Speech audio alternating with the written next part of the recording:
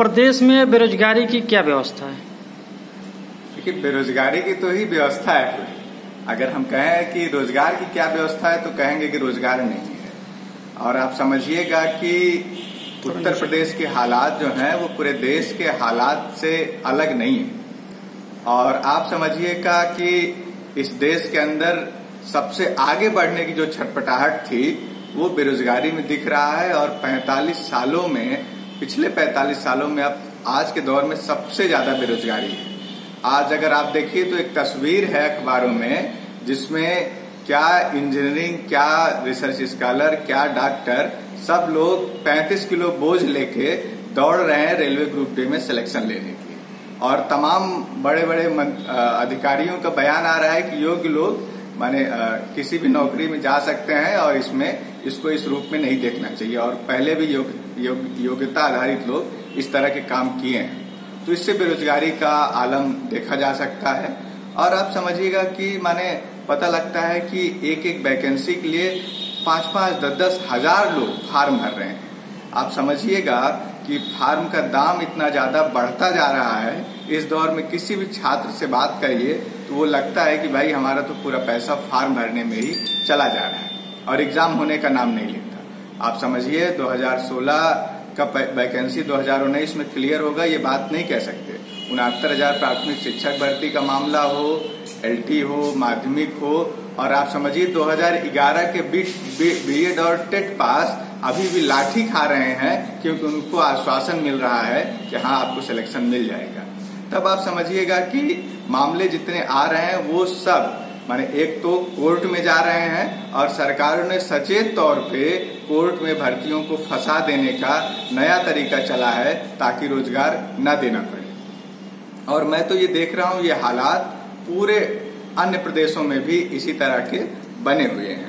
और इसके लिए अगर कोई जिम्मेदार है तो इस दौर में जो राजनीतिक पार्टियां हैं उनकी जो पॉलिसी है, जो कारपोरेट परस्त पॉलिसी है, जो चाहती है कि नौकरियां खत्म हो और सब कुछ प्राइवेटाइज कर दिया जाए, शिक्षा, स्वास्थ्य और रेल तक। आप देखिए रेलवे जो सबसे बड़ा सेक्टर होता था रेलवे जॉब देने का, वो कोलैप्स करता हुआ नजर आ रहा है और सबको प्राइवेटाइज कर दिया जा रहा है। ये खतरा हुआ है। इसको अगर हम देखें तो आप आज ये सिर्फ जुमला नहीं है कि भाई पान बेचो, पकौड़ा बेचो, पंचर बनाओ और ये सभी रोजगार है और इसको हम काउंट करेंगे।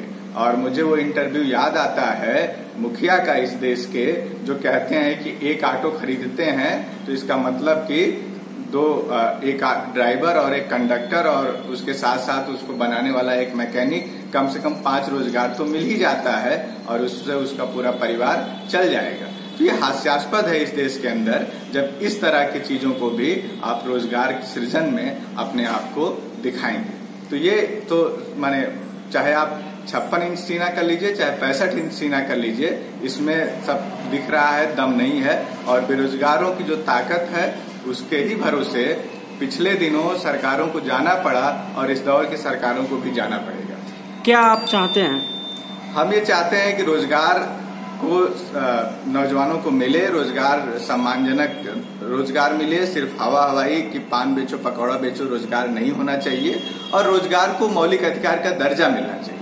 किसी भी देश के अंदर जो भी हमारे अंदर योग्यता हो उसके अकॉर्डिंग हमको रोजगार पाने का हक है और इसकी गारंटी सरकारें करें और वो अपने मैनिफेस्टो में लाएं। और जितने अब तक रिक्त पद हैं वो सब तत्काल भर दिए जाएं। अब तो चुनाव आ गया है लेकिन कोई राजनीतिक पार्टी इस पे बोलने को तैयार नहीं है।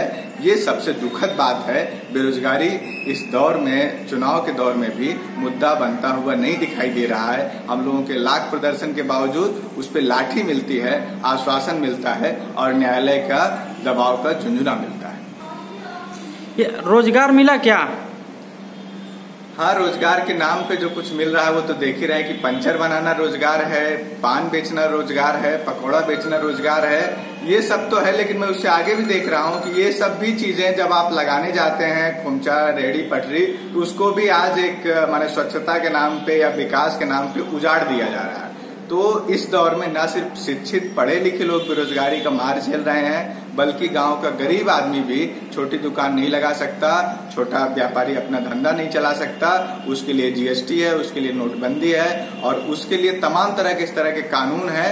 तो आप सोचिए कि आम गरीब किसान मजदूर का चाहे बेटा हो चाहे उसका बाप हो, दोनों इससे त्रस्त हैं और इस विकास के मॉडल से उनकी रोजगार छीने जा रहे हैं। और ये सब आप सोचिए टमाटर से लेके माने छोटे छोटे चीजों तक, ये सब आप बड़े मल्टीनेशनल शॉप में आप पाएंगे। इससे बेरोजगारी और ज्यादा बढ़ रही है। जो राजनीतिक दल बड़े या छोटे मुद्दे उठा रहे हैं चुनाव के वक्त, क्या आप उससे सहमत हैं? देखिए, मैं तो ये देख रहा हूँ जैसे एक सहमति इसमें है राजनीतिक पार्टियों के कि रोजगार पे बात नहीं करना है, क्योंकि जो दिख भी रहा है उसमें आप देखिए तो कहने की बात है, लेकिन उसमें बहुत फर्क नहीं है उनकी नीतियों में। और ये तो दिख ही रहा है, चाहे जो रंग बिरंगी पार्टी हो, चाहे जिसकी बात करते हुए आए, लेकिन उनका असली एजेंडा है रोजगार नहीं देने का। इसलिए झुंझुना देते हैं लोग, 2 करोड़ का झुंझुना मिल जाएगा, कभी और 1 लाख साल भर का झुंझुना मिल जाएगा, लेकिन रोजगार सृजित करना उनके मैनिफेस्टो में नहीं है, न उनकी चाहत में है। इसीलिए आप देखिए तो कोई राजनीतिक पार्टी नौजवानों के साथ खड़े होते हुए उनके संघर्षों में दिखाई नहीं देती। इससे हम लोग निराश हैं। कोई छोटी मोटी पार्टियां अगर बात भी करती हैं तो उसका कोई बहुत मतलब नहीं दिखता। नौजवान लड़ रहा है, बेरोजगार लगातार लाठी खा रहा है, वो बोल रहा है, लेकिन राजनीतिक पार्टियों के बड़े नेता ट्वीट तक करना अपना जिम्मेदारी नहीं समझते। नाम बता दीजिए। सुनील मौर्य।